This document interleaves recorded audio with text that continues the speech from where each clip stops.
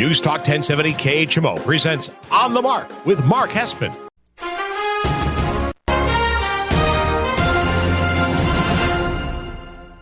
News Talk 1070 KHMO presents On the Mark with Mark Hespin. On the Mark is powered by Kunis Country Honda Hyundai, your number one Honda and Hyundai dealer in the tri-state area at 221 North 36th Street, Quincy. Faith, family, and giving back. That's Kunis Country. And now, here's Mark Hespin.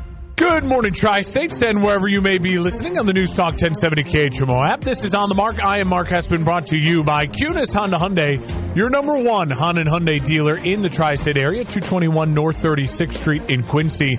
You got to ask them about that lifetime powertrain warranty on the new and the used vehicles, 221 North 36th Street. Tell them Mark sent you. Welcome on in on this Saturday, September 16th, a rainy, kind of chilly, rainy Saturday here morning in the tri-state areas. We broadcast live from our KHMO studios in Quincy. Wherever you may be, however you may be listening, thank you so much for making us a part of your Saturday morning. Whether it's on the KHMO app, it's free. Download it. You can stream us there. Whether you're joining us on the Mark KHMO Facebook page, that's awesome. Thank you for showing on up and tuning on in. As always, follow me on Twitter, on Instagram, at Mark Hespin. Follow the show on the Mark KHMO on Facebook. All right. A jam-packed show for you this morning. We will start with some Thursday Night Football recap thoughts. We will go into a full Week 2 preview of the NFL. I'll break down every single game, what I feel is going to happen in each game, we'll pick winners. College football, an interesting schedule of college football this weekend. I call it letdown weekend for a couple teams. Got to avoid the letdowns. We'll talk about who is on the spot this week to put up a big performance following a big win in Week 2 of the college football season. And we will talk a little baseball to end the show as my Cubs are floundering. That's why I'm wearing my Cubs hat this morning. You can't see on the radio, but if you're watching the Facebook Live, I got my Cubs hat on because they need juju. They need good vibes because they've lost 3 in a row. All right, let's jump into it. Let's waste no more time. The Philadelphia Eagles are 2-0. And have they found their swagger? It's Hespin headline number 1. Hespin's headlines on the Mark.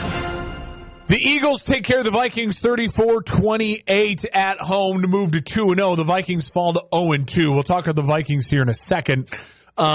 This game really wasn't as close as the final score indicates, even though it was a one-score game when it came down to it. The Eagles really controlled this game. Listen to this, 48 carries as a team, 259 yards. They averaged 5.5 yards a carry, 3 touchdowns with only a long of 43. So it's not like they had just one giant run for 100 yards and then the rest of it's all a cloud of dust type of stuff. The Eagles used their strong offensive line, their running quarterback, Jalen Hurts, their really talented back, DeAndre Swift, who he himself had 175 yards and 28 carries with a touchdown. And they pounded the rock. And I loved seeing that from the Philadelphia Eagles. Why? Because they are one of the teams that paid their quarterback big this offseason, right? Lamar Jackson, the Baltimore Ravens, paid their quarterback big. Philadelphia Eagles, Jalen Hurts, paid their quarterback big. Chargers, Justin Herbert, paid their quarterback big. Burrow, Bengals, paid the quarterback big. A lot of guys got paid this offseason. A lot of guys. But what the Eagles did after week one, they didn't run the ball nearly as effective. They tried to throw it around. There was a lot of Jalen Hurts. And what did they do week 2? They said, let's get back to what got us to the Super Bowl last year, leaning on our offensive line, dominating the time of possession, leaning on Jalen Hurts as a weapon, and not necessarily just got to throw the ball because now you got paid and you got to throw and become Tom Brady because you got paid. And they have an identity. Having an identity in football is so important. It's one of the things that we don't talk about enough with NFL teams. Having an identity. Those Tom Brady Patriots teams over the last decade, the second half of the dynasty, they had such an identity. Post Randy Moss, when they were big play, Tom was at their peak, and they were 0-2 in Super Bowls. And they had that 3 Super Bowl run to kind of close it out. What was it all about with Tom? It was all about the dink, the dunk, the precision, running backs who could catch the ball in the backfield, 3-yard, 5-yard, knife, precision cuts, methodical 12-play drives, bada bing, bada boom. And you could do that because you had the greatest quarterback in NFL history who was absolutely deadly accurate, and you had a bunch of guys, and you built that team with a really strong offensive line and a bunch of guys who were kind of positionless. You could mix and match anywhere. Edelman, Amendola, White out of the backfield, and then obviously the big tight end in Gronk, who was a monster on third downs and in the middle of the field. Ding, dunk, precision. Take the ball out of your hands, 12-play drive, score. And all of a sudden, it's 14-0 and it's halftime and the other team hasn't even touched the ball, right? And so that's an identity. The identity doesn't mean we run the ball. A lot of times an identity is equated with running the football. But that's what the Philadelphia Eagles have done. And I really, really wish the Bengals, the Bills, the Chargers, they would look at this and they would say, you know what? Just because we paid our guy $250 million doesn't mean the game plan should just now be, go, throw the ball 45 times. Good luck, Joe. Good luck, Justin. Come on, Josh, just go win us a football game. It's still your job to create an identity around that player. Find the skill set that player has and build off it. And the Eagles did that. Jalen Hurts, 18 of 23, 193 yards, a touchdown, an interception as well. And carried the ball 12 times, 35 yards, 2 touchdowns. Absolute perfect use of their quarterback skill. And one thing I also think that separates Jalen Hurts from the other guys, and Lamar Jackson and the Baltimore Ravens should do this as well. I think my Chicago Bears should do this as well. When your quarterback is a physical weapon, just as a physical tool, whether it's kind of a power run game with Jalen Hurts or an elusive speed run game with Lamar Jackson, or kind of a mix of both with Justin Fields, when you have that weapon, just know that 3 years from now doesn't matter. It just doesn't matter. You signed Jalen Hurts to a 5-year contract, right? You just went to a Super Bowl. The window is now. Who cares what Jalen Hurts looks like in 5 years from now? You cannot worry about that. Who cares what Lamar Jackson looks like 5 years from now? You can't worry about that. You can't. And too often, because of the way that the Chiefs set up their contract with Patrick Mahomes, they have to worry about what Patrick Mahomes looks like 10 years from now because they signed him to a 10-year deal, right? But even with the Chargers and the Bengals, you win all out for 5 years, which is fine. They're good deals, and those guys are worth the money because they've proven it. They're really talented. But then build offenses and use their skill to just get the job done today. Banners fly for forever. Matt Stafford and the Rams, the banner flies for forever. Make it happen now. Find the identity now. Build the offense for the now. Too often it seems like these big contracts get spent on these quarterbacks, these long-term deals, and then you're only panicking about, we have to protect Josh Allen for the next 5 years. What do the next 5 years matter if Josh Allen never wins anything? Right? Like, you have to win something. You have to go out and build for the all-in now. The contract should just be, we don't have any questions at the quarterback position for the next 5 years. That's the contract, right? That's why you lock them up. So you say to your fan base, we have no questions about who our starter is the next 5 years. That guy's our starter when healthy. So now it's still your job to build the identity. I love what Philadelphia's done. Through 2 weeks, they were on upset alert against a really talented, feisty Patriots team. They win. They find a way to win in New England. They come home, and in week 2 against a Vikings team that is desperate for a win, what do? They create an identity around their quarterback. They get back down to the brass tacks of what this roster is built for, which is offensive and defensive line play to dominate the rest of the league, offensive and defensive lines, and they just run the ball down the throat. And yes, A.J. Brown's getting upset on the sideline. Figure it out. Who cares? You want to win rings? You want to have a chance to play for a ring? A.J. Brown, you're going to be needed in a big moment with a big catch. And Jalen Hurts, as we know, he can throw the ball. He can sling the rock around. But it's way easier for guys like Jalen Hurts to sling the rock around, Lamar Jackson, Justin Fields, the weapons at quarterback, when the defense is pooping their pants worried about the run. And that's when the tight end slips behind him. That's when A.J. Brown busts coverage and goes deep. Right? So build the identity. And that's what we saw already in week 2. Damn, the Eagles found their swagger. They found their identity. And more teams in the league who just signed their big quarterbacks could benefit from that. Your identity doesn't have to be the Eagles' identity because the Eagles are built very uniquely. But figure out the way you're built, what works for you, and stick with your identity. When the Rams brought in Matt Stafford, their identity was, we're going to play action and then Matt Stafford and Cooper Kupp. And they won a Super Bowl on that. Your identity can be as simple as something like that. But find what your team does really, really well and build off it. We saw a lot of identity-less teams in week 1, my Bears included. A lot of teams. The Carolina Panthers, no identity. What were they doing? Like, find your identity. Build off of something. What did I say all last year with my Bears at the end of the year? I at least loved that we were running the ball. We were the leading team in the league for rushing. We had an identity. Have an identity. It makes your offensive game plan so much easier, and then it allows for big plays off of what your identity is. So kudos to the Philadelphia Eagles. Kudos.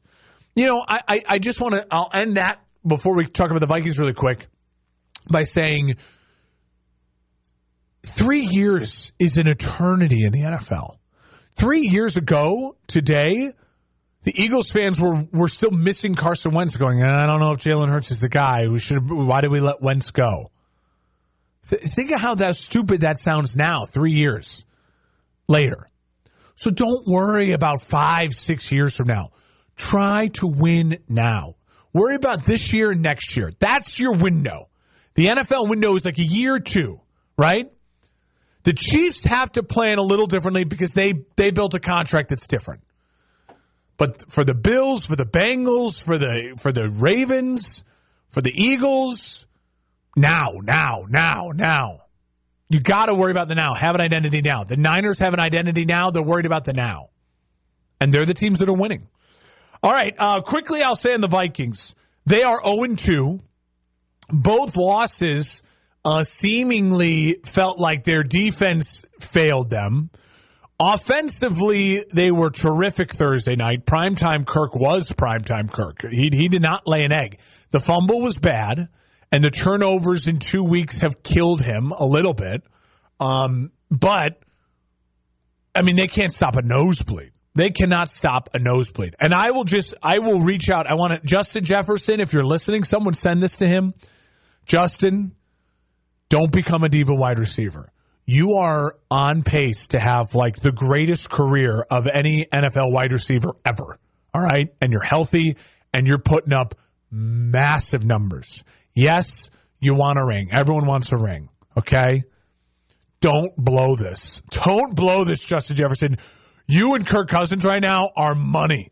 And all he is doing right now is getting himself another job somewhere, and he is making you a Hall of Famer. So don't blow this up. Don't let the divaness come into an effect. Who cares if you're 0-2 if you're Justin Jefferson in the grand scheme of things? Yes, you want to win. I like passion, but you got a good thing going right now, Justin Jefferson. You are on your way to maybe the greatest career we've seen from a wide receiver ever. So don't blow it. Don't become Antonio Brown. Don't become Terrell Owens. Don't blow it. Don't blow it. You got a good thing going right now. I will say the Vikings are in some real trouble. I had them 1-1 through this point. They had a tough start to the schedule. I thought they'd beat Tampa. They'd lose to Philly. And then a tough gutsy loss against the Chargers. They're home against the Chargers next week. But then they bounce back against Carolina week 4 to be, all right, they're 2-3. They're in 2-2. They're in a decent spot through 4 weeks with a week 5 home loss against the Chiefs. still floating around 500. Now they're in real trouble because now you could start off 0-3 if you don't beat the Chargers at home next week. Week 4 at Carolina is an absolute must-win, and you hate to feel that on the road against a Carolina team that you just don't know yet how to game plan for. And then at home, and then home against the Chiefs Week 5. I mean, it's a tough stretch for the Minnesota Vikings, so they've got to get right, and they've got to get right quickly.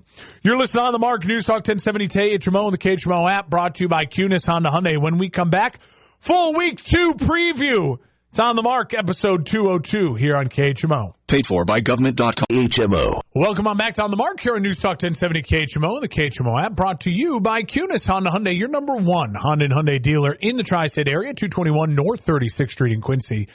They are the buying center of the Tri-States. If you're selling your car, they're buying your car. So tell them Mark sent you and go get yourself some cash today for your vehicle. All right, let's get into it. Week 2 of the NFL. A full breakdown. Hespin's headlines on the Mark. I'm 0-2 in my gambling to start the year. My picks, I apologize. Got to be better this week. I feel like I'm going to bet back to 500 for you all. All right, let's get into it. Starting with the noon slate, the Green Bay Packers 1-0 at the 1-0 Atlanta Falcons. Atlanta's favored by 1.5. This is a really fascinating game to start off the slate. Green Bay looked way better than we all expected them to look like, or is it just that Green Bay owns the Chicago Bears and that's just the way it is? And are they actually that good? I don't know. I mean, we're going to find out this week against an Atlanta team that impressed me against Carolina. They looked way more well coached, button up, and of course, what we talked about earlier, they looked like they had an identity on offense. Keep the ball out of Ritter's hands. Don't make him do too much. Run the football, be physical on defense. I like Atlanta at home against the Packers. I think that the line is just about right. I think that this is a real test for Green Bay on the road to start the year. 2 games on the road. I also think that people are now overbuying on Green Bay. They're high on Green Bay. I think they come back down to earth a little bit. I think that Atlanta will have success against Green Bay's defense because they have, again, the identity. I don't love Atlanta as a team. I'm not betting this game. It's certainly not my lock or my upset of the week. If you make me pick it, though, I'll take the Packers. One of only 3 games this week, which is 1-0 versus 1-0. So that's an interesting little nugget there for you as well. The Raiders 1-0 at the 0-1 Buffalo Bills. Buffalo favored by 8. That's a huge number. Listen, I like Buffalo to win and to get right. And the Raiders are feeling good right now. Then I don't think a lot of people expected them to be 1-0 as they start their season on the road in Denver. And now they go on the road to Buffalo. I think Buffalo's going to come out and really take out some aggression and frustration. I think you're going to see a Josh Allen that is completely dialed in. They can take advantage of this Raiders defense. I think you're going to see Buffalo put everything on the line. This is a kind of a desperation mode for the Buffalo Bills to kind of settle the waters and calm the waters after losing that very emotional Monday Night Football game. Vegas, by the way, I think Vegas absolutely could cover this game, but I think it'd be a backdoor type of thing. I think Buffalo's going to come out firing on all cylinders. I think the Raiders will come out a little slow. 2 weeks to start the year on the road. They were at Denver and then decided to just travel to the East Coast. They haven't been home at all. I don't know how that really lands with a lot of NFL guys, especially early in the season. I think that might have been a mistake for the Raiders. I think the Bills would take care of business. I think a big game from Josh Allen. I don't know if they cover the 8. It's a lot of points. But I like Buffalo to get right. Both those teams 1-1 after week 2. The 1-0 Baltimore Ravens at the 0-1 Cincinnati Bengals. A lot of people are high on the Bengals -3. It was a number I looked at. I strongly looked at it, but I'm going to stay away from betting this game as far as my official lock and my upset of the week. I like Cincy in this game, partially because Cincy could not have played worse offensively last week. And I think we've seen this before from the Bengals where they just have this absolute dud to start the season, and then they slowly get moving on the right train. Meanwhile, the Ravens did not look like world beaters against a very beatable Texans team on the road. Again, a Baltimore team that is starting the season with a big game on the road, multiple games. I like Baltimore. I think Baltimore will absolutely hang with Cincinnati. I think 3 is very, very right for Vegas to put this line at because it's hard to get a real read on this game as far as anyone. I feel like it's 27-24 Cincinnati. So that 3 points is right there. I don't think there's a lot of meat on the bone as far as the gambling side goes.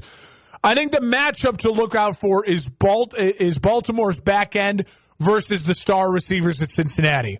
Chase, T. Higgins, Tyler Boyd, expect them to get heavy targets, heavy load of work. Expect Cincy's offensive line to bounce back against a Ravens pass rush that does not have the teeth and the Myles Garrett-ness of the Browns pass rush, Bengals offensive line has a better day. That leads for the Bengals weapons to have a better day against a secondary for the Ravens that's beat up and a Ravens team that's already dealing with injuries here in week 2. 1-0 Detroit Lions hosting the 0-1 Seattle Seahawks. I love Detroit. In fact, Detroit is my lock of the week. I have Detroit. I'll take them plus the 4.5. I think they win this game something along the lines of 31-24. I think it's a battle. I think it's a good game. I think it's a fun game. I think it's a back and forth game. I think Seattle comes out and plays better. But this Detroit team now has that extra time to rest and prepare to put that Kansas City get your words right. Kansas City Chief opening game. That feels like forever to go now away. I don't think this is a Lions team that's going to get too big-headed, like, oh, we beat the Chiefs, look at us, da-da-da-da. I think it's going to be electric at Ford Field. Absolutely electric.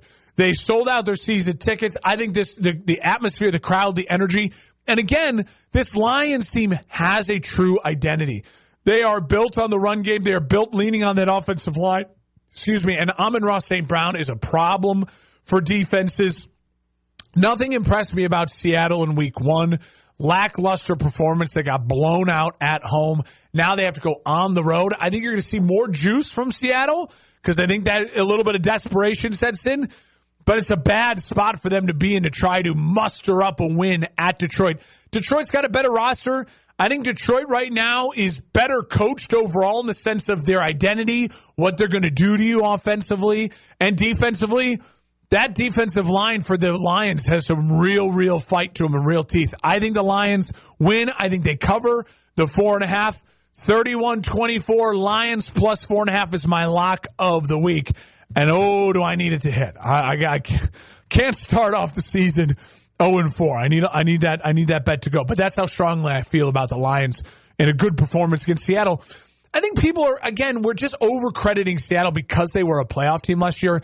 They laid a huge dud at the end of the year in the playoffs. To get into the playoffs, if you look at the teams they beat, 3 of their last 5 wins to get into the playoffs, we're getting some real backup quarterbacks, bad teams. I don't think the Seattle team's actually as good as we thought they were going into the season. It's why I didn't pick them to make the playoffs, and I think that's part of it. The Lions are for real, and I think this is a spot where you'll see we really have to start taking the Lions seriously more than just an upset win against a beat-up Chiefs team. They take care of business in easy fashion at home against the Seahawks. The Los Angeles Chargers 0-1 at the 0-1 Tennessee Titans. Huge game for both teams. Neither of these teams can afford to start off 0-2.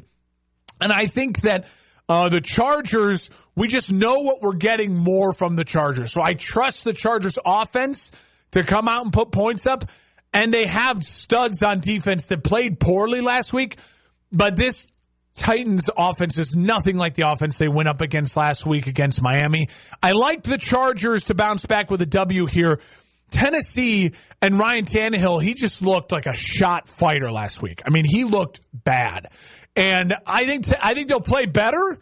You can't play as bad as Ryan Tannehill did in week 1 again. Like, that was impossible for him to play that bad again. But I just think this is a Chargers team.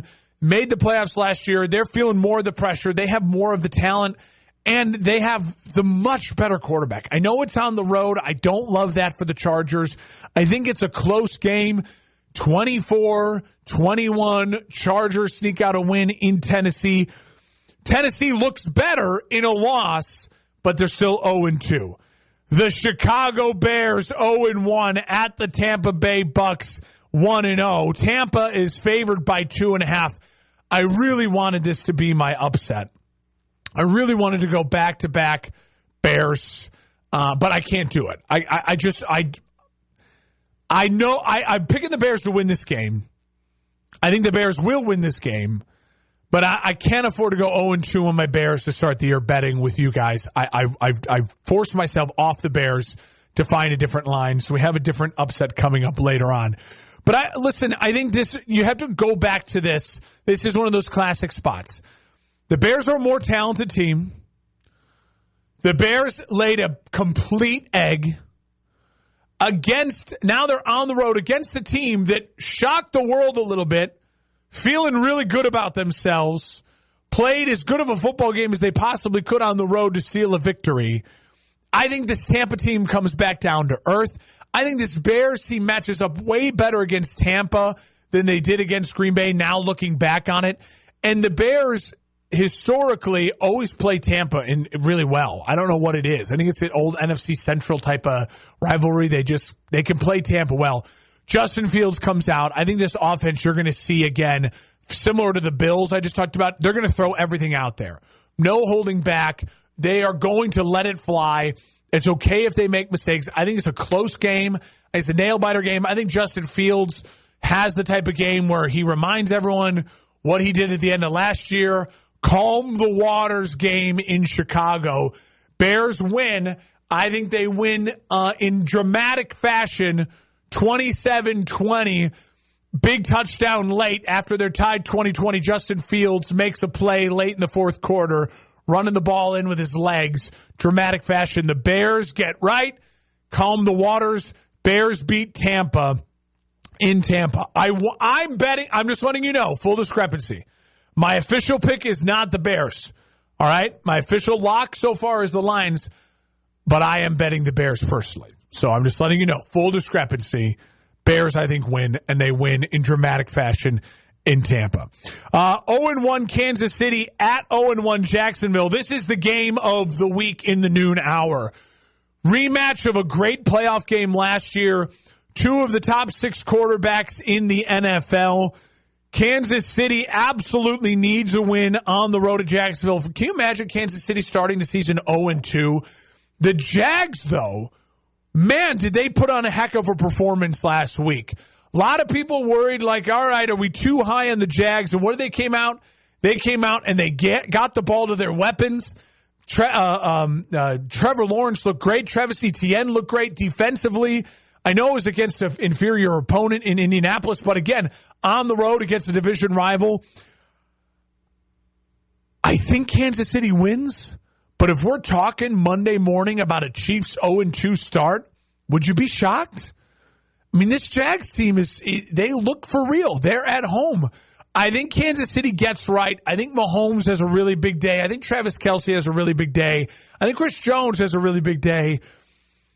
I think it's a really exciting, fun game. 31-30, really close, nail-biter. I'll take the Chiefs. But, man, there's something that just in my gut says the Chiefs, but my head is saying, what about those Jaguars? They're at home. Stay away from betting this game. Just watch it and have a ton of fun. Because this is going to be the game that you want to turn on in the noon hour. And then feel bad for people like me who are stuck watching the Bears and not watching this game. So I think it's going to be an electric game. 0-1 Indianapolis at 0-1 Houston. Battle of the top picks. Anthony Richardson and C.J. Stroud. I like the Texans to bounce back and win. What I saw from the Texans wasn't great. They threw the ball way too many times with C.J. Stroud. What I saw from the Indianapolis Colts wasn't great either. But Anthony Richardson had those really pop moments. I think on the road for Indianapolis is a lot. I think Houston, there's going to be a lot of hype around this. I think Houston has some building blocks I like more from what I saw week 1. I'm going to take the Texans to win. The line is -1, so just bet a money line. I think the Texans win. I think the defense makes Anthony Richardson uncomfortable a little bit. Will Anderson has a nice game against an overrated Indianapolis offensive line. I'll take the Texans. Something along the lines of an ugly 20-17 win at home. The Chargers, the 1-0 Los Angeles Rams hosting the 1-0 San Francisco 49ers. The Niners are favored by 7. I'm taking the Rams and the points. So hear me out. Sean McVay's kryptonite is Kyle Shanahan. He is 1-8 against Kyle Shanahan head-to-head. Brutal. The one win, though, was that NFC Championship game. I'm taking this because I love the number as my upset. The Rams may not win this game. I think they will. I'm picking the Rams to win the game. I'm picking the Rams to win 24-21 in dramatic fashion at home with a late field goal to win the game. I'm absolutely taking the Rams to win. But I think it's the points. -7. I think it's going to be closer than you think. Everyone and their mom is betting the Niners to win the Super Bowl right now. The Niners are flying higher than a kite. 2 road games to start the year for the Niners. They're at Pittsburgh. Now they have to be in Los Angeles. I know it's a little different. It's in-state. It's not as dramatic a travel. But I think there's so much hype on the Niners. No one's talking about the Rams, even though they impressed the heck out of me. I picked them to win last week. I'm picking the Rams to win again this week. I think this is exactly the type of Rams team to beat this Niners team. They're too young and inexperienced to worry about the physicality and the hype of the Niners. And I think that the Niners are going to take this team a little for granted. I really do. I think the Rams at home, they're going to be able to hang with the Niners. They're going to take the punches. It's going to be ugly. The scoring is going to come from weird ways. An interception return, a fumble return, one big break play for the Rams. There's going to be a lot of weird scoring in this game. And at the end, it's going to be 21-21. Matt Stafford's going to have the ball. He's going to lead him on enough of a drive to kick a field goal to win this game. I'm taking the Rams to win outright. I'll take them in the points. Upset alert, upset alert. Give me the Rams to take down the Niners at home. So there you go. My official lock of the week, Detroit plus -4.5. I think they'll cover. And I think the Rams +7. Not only to cover, I think they win. And if they don't win, they're going to cover. Don't worry. Rams are going to cover. Rams. All right, moving on. Arizona 0-1 hosting 0-1 New York. New York is favored by 4. I think New York wins, but man, I don't want to touch the line at 4. I think it's an ugly win. I think it's probably closer than 4. I think it's something along the lines of like 17-14. Just ugly, disgusting football in the desert. Neither of these offenses I trust right now. But I think the Arizona defense is better maybe than we thought with their defensive head coach in Gannon. They're at least going to make it really physical and muddy the waters and penalties. And I think that the Giants will obviously be able to stop Arizona because Arizona offensively is the worst probably offensive team in the league. But I just don't trust the Giants offense to explode here and to cover any sort of 4 points. Giants will win. It'll be closer and lower scoring than you think. New York Jets 1-0 versus the 1-0 Dallas Cowboys in Dallas. Again, another one of the matchups of the 1-0 teams. Dallas is favored -8.5. Dallas, I don't know what to think of Dallas. The Giants were so bad and the Dallas defense was so good that I didn't have to see the Dallas offense do anything last week. Everyone is flying high on Dallas. I think the Jets defensively will give the Dallas offense fits. I think the Jets are playing with house money. I can't trust Zach Wilson at all, but I do think the Jets make this a real game. I would take the points if I were you. I'd take the Jets +8.5. I think the Cowboys find a way to win, but there's no reason why this game couldn't be 24-20. Jets hang around. Dallas offensively makes mistakes because of this really, really good Jets defense, and we don't trust Dak Prescott. Take the Jets and the points, but I think Dallas does win. Washington 1-0 at 0-1 Denver. Denver -3.5. I like Denver in this game. I think Denver, they really shocked us with a loss at home last week against the Raiders. But I think Sean Payton probably learned a lot about his team in week 1. I don't think he's going to do stupid onside kicks anymore. I think this Sam Howell win at home against the Cardinals team, that was a gritty win. But I think they got exposed. I think that Sean Payton will be able to take advantage of what he saw on tape. And I do think that the Broncos will come out, will have a better game plan, and will score some points. Low scoring, ugly, 24-17. Give me the Broncos at home against the Commanders. Sunday Night Football, 1-0 Miami Dolphins at the 0-1 New England Patriots. How do you not like Miami? I mean, they are just an offensive juggernaut right now. I'm going to roll with Miami as long as they are rolling offensively. I think they'll come down to earth a little bit. I think Bill Belichick will be able to slow them down a bit. But I still think they're going to score points to the point that New England can't keep up with them. I like the Miami Dolphins, and I like them minus 2.5. I think Miami wins 27-20. Gritty, fun, entertaining, back-and-forth game against the New England Patriots in New England. But I'll take Miami and the points Sunday Night Football. I think they're just the better team right now. They have the most explosive offense in the league through week 1. And I don't see that necessarily slowing down too much against this New England defense in New England. Weather's still good. It's a good time for the Dolphins to travel to New England as opposed to in the snowy December or January months. 2 Monday Night Football games to keep an eye on. The 1-0 New Orleans Saints at the 0-1 Carolina Panthers. I like New Orleans. I mean, they're just, I saw nothing from Carolina that gives me faith. They may be able to keep it close, in this field goal range. 20-17 win, keeping it. Maybe they get the push at the -3. But I think Derek Carr realized he had a ton of weapons, ton of places to go with the football. I think that continues. A really good Saints defense travels well against we just don't know what they are offensively and no weapons for Carolina. I think this is turning out to be a long season for the Carolina Panthers. They start 0-2 with a loss. New Orleans in Carolina gets the W. Cleveland, minus 2.5 at Pittsburgh. Everyone is high on Cleveland, and they should be. They physically dominated the Cincinnati Bengals in week 1.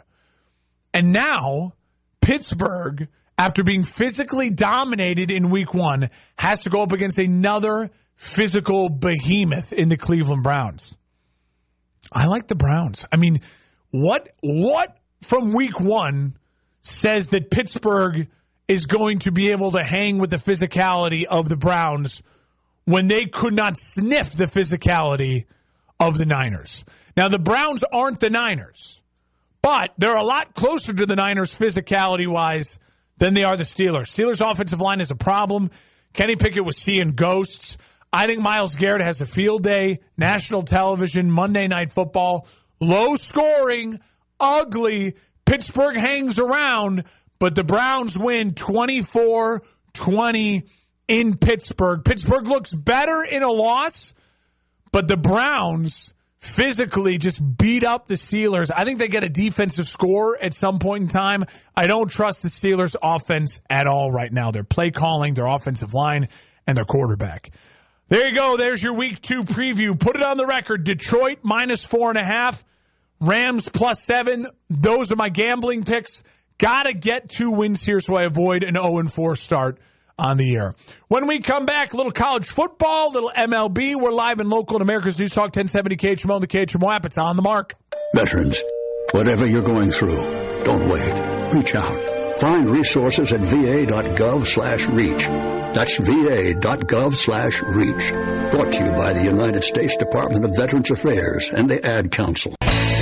Quincy forecast from the News Talk 1070 KHMO Weather Center. Overcast skies today with a chance for scattered thunderstorms. High of 74. West winds 8 to 15 miles per hour. Partly cloudy tonight. Scattered thunderstorms likely. 55. High of 75 tomorrow. Right now, 64. Welcome on back to On the Mark here on News Talk 1070 KHMO and the KHMO app. We are brought to you by Kunis Honda Hyundai, your number one Honda and Hyundai dealer in the tri-state area, 221 North 36th Street in Quincy. You got to ask about that lifetime powertrain warranty on new and used vehicles. Tell them Mark sent you. All right, college football talk here really quickly. This is letdown week for two programs. They got to avoid the letdown here. Texas, number 4, coming off that gigantic win on the road in Tuscaloosa against Nick Saban and the Tide. You cannot get caught sleeping against 2-0 Wyoming. Listen, in college football, any team can get beat on any given day because these are 18, 19, 20-year-old kids who I'm sure spent the week celebrating and partying, and they deserved it. But this is a gigantic letdown spot for Texas. So can Texas avoid it? Keep an eye out for that. Also, Colorado State, another gigantic win for Colorado. They're 2-0. They're 18th in the country. And now they play in-state rival, very opposite program. Head coach calling out Prime with the glasses and the hat. Do not find yourself in a trap game, Colorado. I think Colorado and Texas both win. I think they're both programs that are absolutely skyrocketing right now, but huge letdown potential for them. Not a great college football slate this weekend. I will say my bleeping NIU Huskies losing to Southern last week. God, that killed me. NIU, talk about a letdown. They beat Boston College on the road, lose on the road against Southern Illinois. That's just devastating. And now they got Nebraska tonight. They could be 2-0 against Nebraska. Regardless, go beat Nebraska tonight, NIU. But games to watch. Number 8, Washington, future Big Ten team, at 2-0 Michigan State. Michigan State without Mel Tucker. The huge letdown spot possible for Washington. Minnesota, 2-0 at 2-0 number 20 UNC. Drake May, North Carolina. Letdown spot for them. It's a very well-coached PJ Fleck Minnesota team. UNC has got to be buttoned up tonight. Look out for Mizzou. They're unranked. They're 2-0. You can listen to that game here on KHMO. They are hosting 2-0, number 15 ranked Kansas. Rivalry game, Kansas State. Mizzou upsets number 15 Kansas State tonight. You watch. And then also another one, LSU is 1-1. They're 14th in the country. They have a lot of work to do to make up for that week 1 loss against Florida State. Winning big against 2-0 Mississippi State would certainly help. We'll take a break. When we come back, talk a little baseball to wrap up the show. P-Factor Portrayal. Michael Toon, my parachute didn't open. It left me paralyzed. I'm John O'Hurley, and I support Paralyzed Veterans of America because our heroes have sacrificed so much for our independence. To learn more, go to pba.org. 1070 KHMO. Welcome on back to On the Mark here on News Talk 1070 KHMO and the KHMO app, brought to you by Kunis Honda Hyundai, your number one Honda and Hyundai dealer in the tri-state area, 221 North 36th Street in Quincy. Ask them about that no-fear lifetime powertrain warranty on new and used vehicles and tell them Mark sent you. All right, wrapping up the show. We've got 2 minutes left here. I want to mention my Cubs have lost 3 in a row. Oh, they're killing me right now. Kyle Hendricks on the mound tonight. Steele lost last night 6-4 in Arizona. Got to find a way, Cubbies, to at least split these next 2 games against Arizona. You only got a game and a half up on Arizona and the Reds right now. Kyle Hendricks need a win tonight. Make it happen. Cubs. There's really only a couple interesting races here down the stretch in the world of the MLB. The NL wild card is going to be interesting with the Cubs, Reds, Arizona, Phillies. How that all shakes out, 4 teams, 3 spots, be very interesting. And then the AL East number 1 seed, AL East to win the division and the number 1 seed will either be Baltimore or Tampa. One of them is going to win the East. One of them is going to get the 1 seed in the AL. The other is going to be stuck in the wild card. 2 of the 3 best teams maybe in all of baseball, one of them is getting up a wild card. So Baltimore, Tampa coming down to the wire. Keep your eye on that. That's a fun race to watch for baseball fans. And then the AL West, 3 teams all within a game and a half of each other. One of them will get the division. 2 could end up in the wild card. Houston, Rangers, and then the Mariners. Tough break for the Rangers, losing Max Scherzer for the rest of the year in the playoffs probably. So interesting wild card races coming down to the end here. And Cubs got to find a way. beat the flipping Diamondbacks tonight. They got to right some wrongs. The Cubs have been sliding, lost 3 in a row. Get right game tonight. The professor on the mound, Kyle Hendricks. Enjoy a weekend of football. I'm calling a Mizzou upset today over Kansas State. I am predicting a Bears win in Tampa. I have my lock of the week. Detroit Lions -4.5. I think they win easily against Seattle at home. My upset of the week, I'm taking the points. I'm taking the Rams +7. I think they not only cover, I think they beat the 49ers. 49ers are a better team, but I think it's just one of those weird letdown spots early in the year. Sean McVay righting some wrongs against Kyle Shanahan. Matt Stafford looking good, looking healthy, and he's a lot better than Brock Purdy. Just remember that. First time ever, too, a number 1 overall pick is going up against Mr. Irrelevant. Show him why you're number 1 overall pick, Matt. Enjoy your weekend of football. I will see you next week for another episode of On the Mark here on News Talk 1070 KHMO and the KHMO app. Follow me on Twitter and Instagram @Mark Hespin. Hi, this is Jason